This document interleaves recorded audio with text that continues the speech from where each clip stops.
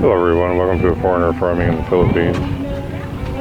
We just went by and took a video of a piece of property for one of our subscribers, and we just decided to keep on driving down the road, and we came down here as far as we wanted to and decided to turn around and go back. But I was thinking it would make an interesting video to show you what we were looking at down here. Hi boys, how are you? Hello? Hello. It's easy to get a smile in the Philippines. So anyway, we were down here and just looking around, and just came upon this fishing village down here.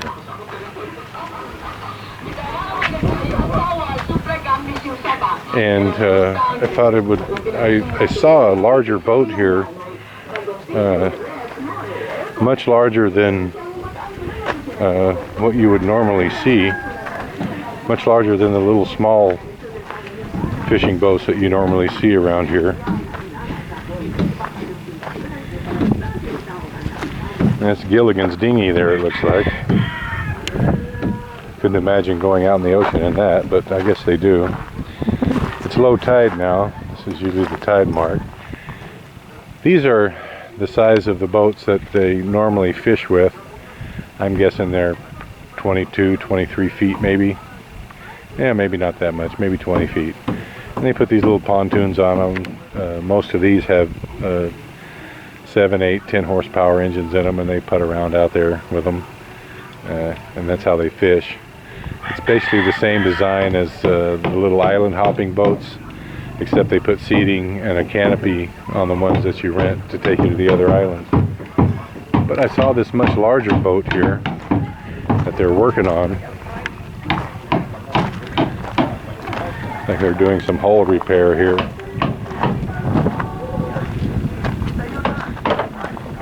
And this one's probably a good 30 feet, maybe 40 even. It's a pretty good sized vessel.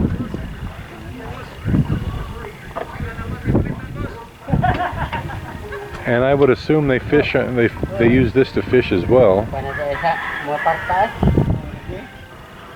It doesn't have an incredibly large prop, but I would imagine that would get it to go back and forth where it needs to go at something better than rowing speed anyway. And as a contrast, you have these little tiny boats here. They're just little more than canoes with pontoons. I mean, to give you a bit of scale, I'm going to put my foot up on this. That's how big the boat is. And you see them paddling with these. They take a, they use a paddle and they paddle out. This one is actually even, look, this is fiberglassed. I can see the fiberglass in it. Huh, pretty interesting. The larger ones are plywood, and they put them together with nails. They use copper or bronze nails and epoxy to seal it all up. But someone found them some fiberglass to do this one in. But anyway, back to this larger boat here. This is what I'm kind of interested in. This is a pretty big boat. I don't think, it's not set up for a ferry or a pleasure craft, so I was just assuming that it's a fishing boat. And I'm guessing at high tide it would be close to floating. Marcel's up in the truck. I wish I'd brought her down so she could ask these guys if it's a fishing boat. It's obviously, can't say for sure, but I'm guessing it's as old as I am. The Outriggers are large. They bind them together with plastic twine. It's just, and this stuff is pretty solid. It lasts a long time, even in the salt water and the sun. I don't know how often they have to replace it. I'm try to walk through here and not get my feet too wet. Even though it's low tide, it is a bit muddy. See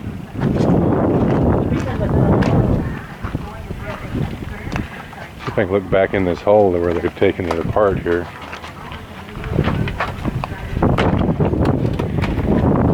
Is this boat for fishing? No, for delivery, soft drinks delivery. For delivery? From island. Island to island delivery? Island to island. Ah, so what repairs? New wood, new hull, new engine. What are you fixing? With engine. Well, are you doing new Repair? Repair the hull. And so this is, how thick is this? This is just plywood. It's just marine plywood. 1/4 inch marine plywood with epoxy. Oh, with epoxy. Yeah. I'm gonna come underneath here and see if I can look up in there. Yeah, it's pretty dark, but you might be able to get a little perspective in there. It's got a fair-sized diesel engine in there. I assume it's diesel.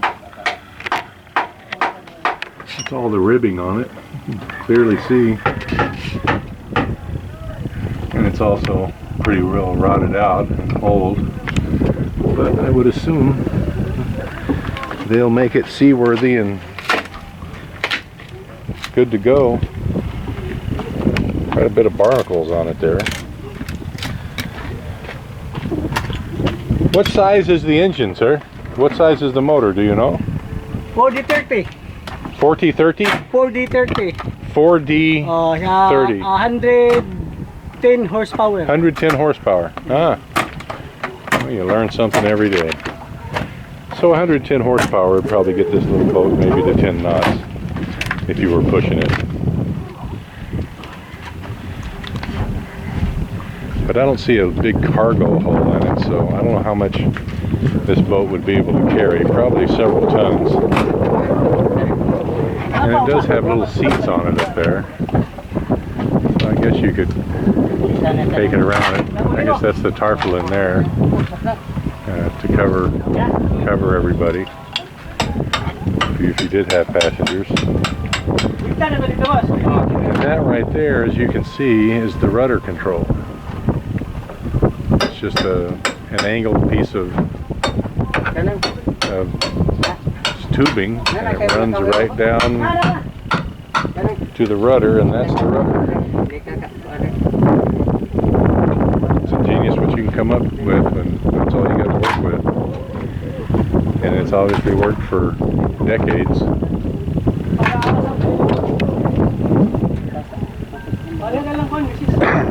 And this is pretty thick what he's chipping off there.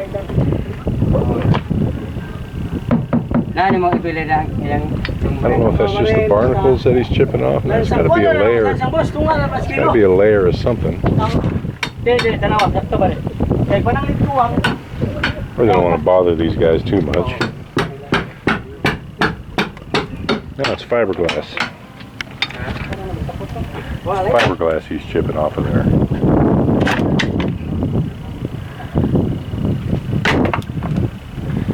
They're probably going to take all this fiberglass off. They're probably going to redo this whole hull below the water line. That's what I'm guessing. Probably got some rock in it and whatnot. It's obviously seen better days.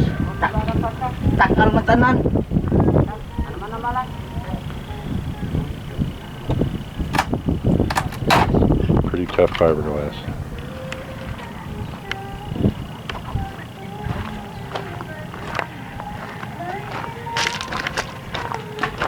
Nice little area here. It's nice because this isn't far from where we live. An old tree stump below the high tide mark. Or maybe it's just a log. No, that's a stump. It's sticking up there. Probably a mango or a mangrove tree.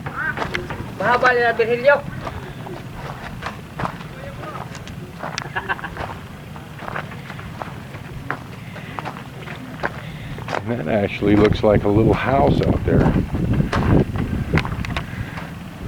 Now that's pretty amazing. So this is low tide. I'm going to zoom in on that so you can see it. Try to hold the camera steady. That's a house out there. So I'm guessing at high tide, sorry for the jerking around, I'm holding the camera with one hand and using the zoom button with a finger off that hand. I'm going to make it a little more steady. Wow, so at high tide, that's right up to the bottom of that. Huh. I wonder what that's for. Maybe they have fishing nets or something strung around it.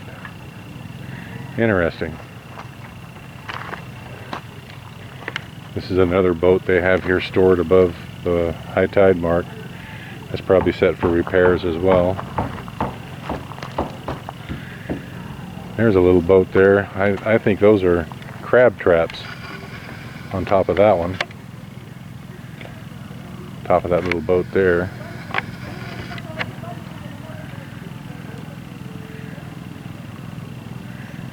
Well, that's going to conclude our tour here. I'm going to show you the little bridge we had to come over to get here. It's pretty interesting. It's kind of like, is that going to hold us or not? But we were able to make it across it. I'm going to show you guys the bridge that we came over. This is a tidal estuary here. They've made this bridge. Now, for those of you who have faint hearts, you might think this would not be a safe bridge, and I wouldn't take anything very much bigger than this multi-cab across it. As you can see, that board right there has seen better days. That one right there is rotted out. There's another one down there that's rotted out. But the cross members, the ones going left to right, seem to be okay. And I would say they're 2x6s. And we made it across one time, so we're going to try to make it across again. And here we go. And as you can see, it's low tide, so this is a pretty large little estuary that feeds in and out here. So that's why they had to make this little bridge.